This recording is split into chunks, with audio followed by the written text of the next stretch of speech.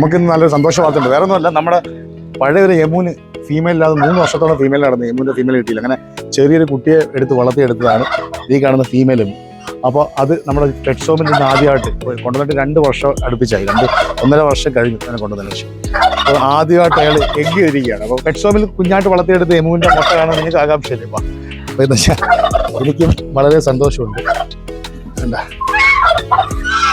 First എഗ്ഗാണ്, എൻ്റെ കന്നിമുട്ട എന്ന് പറയും.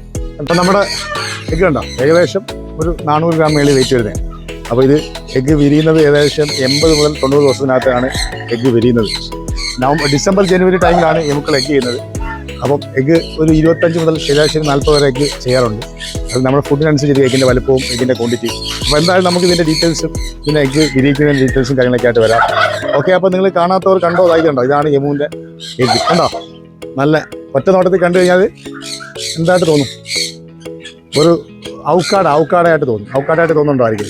ഇവിടെയൊക്കെയുള്ള അടിപൊളി ഇതിൻ്റെ ഡീറ്റെയിൽസ് വീഡിയോ ആയിട്ട് തരാം. ഓക്കെ, നന്ദി.